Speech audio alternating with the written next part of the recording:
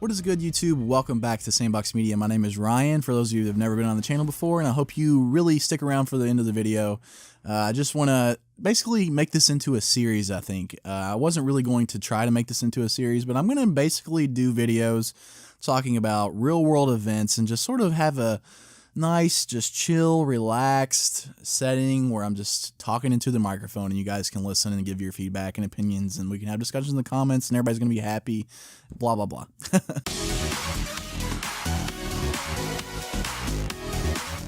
So today what I wanted to do is talk about traditional media and whether or not it's like dying or not. And there's really two main reasons why I wanted to talk about this. And they're two really influential factors, I guess you could call them. So one of them being Colin Moriarty, and I'm sure that those of you that watch our show know him because obviously Kinda Funny is a company that does video game talk shows. And to be quite honest with you, that's sort of how me and Mike got into this whole YouTube scene. We really wanted to do the same thing that they're doing, but put our own little spin on it. And the spin being our videos aren't nearly as long, and they're not as well. I don't want to say well produced. That makes us sound bad, but they're not as like as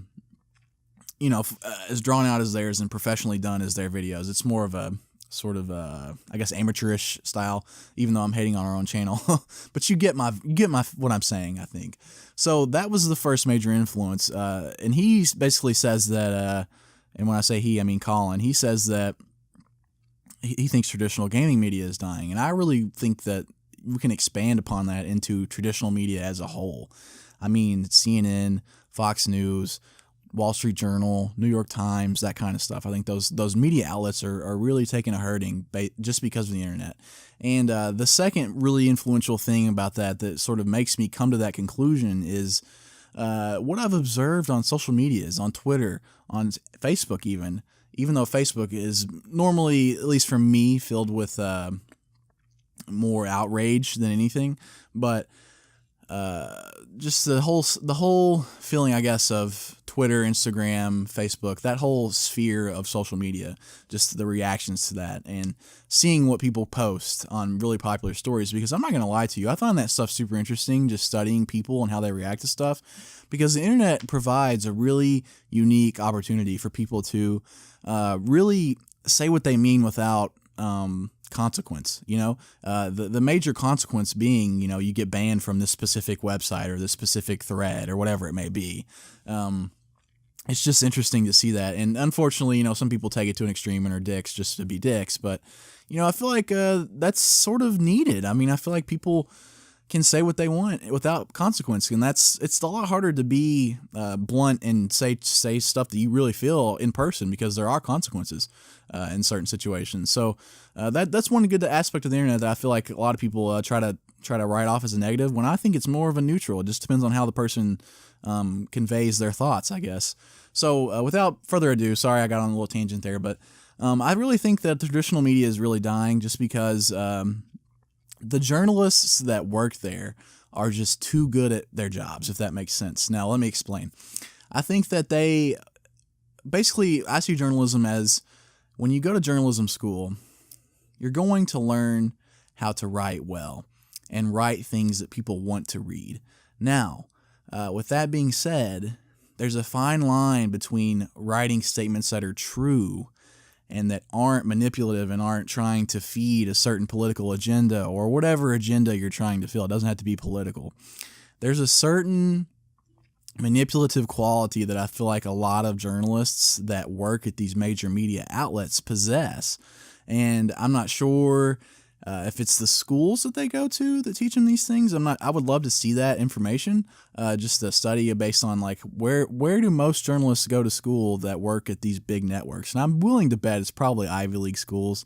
I'm just throwing that out there, but I feel like it's really just a game of manipulation. Now that's the major thing in my opinion. I feel like people are finally just have enough access to the internet. Like a large majority of people have access to the internet to where they can find truthful news stories that are unbiased, like through YouTube. Even you can do it on YouTube, you can do it on Reddit, that's another big place. You can do it on anywhere basically on the internet. It doesn't matter, personal blogs of people that are really into that scene and have the means to get stories truthfully.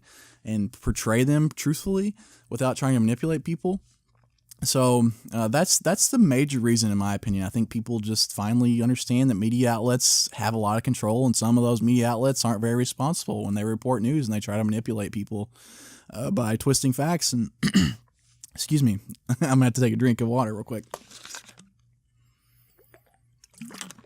But yeah, they try to manipulate stories based on things that aren't really true, and they try to spin words and just take excerpts of what people have said.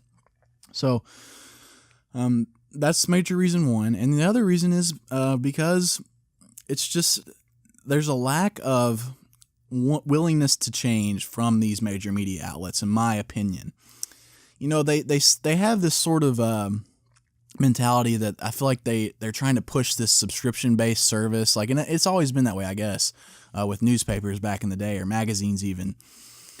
That does not work. It's not going to work on the internet, because the internet allows anybody. I could start a political blog, or I could start any sort of blog and get people to read it. You know what I mean? With enough effort and enough hard work, I could.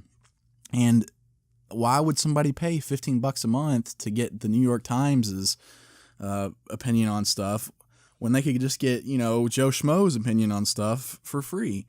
And it's even unbiased. And, that's sort of another reason why I think the traditional media is dying. It's just because they're not willing to change and not willing to adopt that sort of mentality like, hey, we just can't charge for this stuff anymore just because. I mean, we can't do it because there's other outlets that are doing it for free that are doing it just as good and are getting just as many clicks as we are. So that's, in my opinion, I think that's another reason, but I think the major one is just because of the manipulative nature of those outlets. So with that being said, I think I've sort of said what I wanted to say. I would love to hear what you guys have to say about this topic. Just, I don't know, I thought it was interesting and it's something that was on my mind. So I'd love to hear what you guys had to think, whether or not you think that Wall Street Journal, New York Times, CNN, Fox News, those types of outlets, what do you think is going to happen to those guys here in the next 15, 20 years? Do you think they're going to prevail and sort of adopt this new school way of doing things and pushing out news, or do you think they're just going to roll over and die and try to attack people and attack the new school people that are doing news videos and sort of have attention and the influence now that they didn't have 20 years ago? So let me know in the comments. I'll see you in the next video. Hopefully you enjoyed this new series that I'm putting up. I'm really going to try to work on this and make it a good series, so I'd love to hear some feedback. Take care, guys.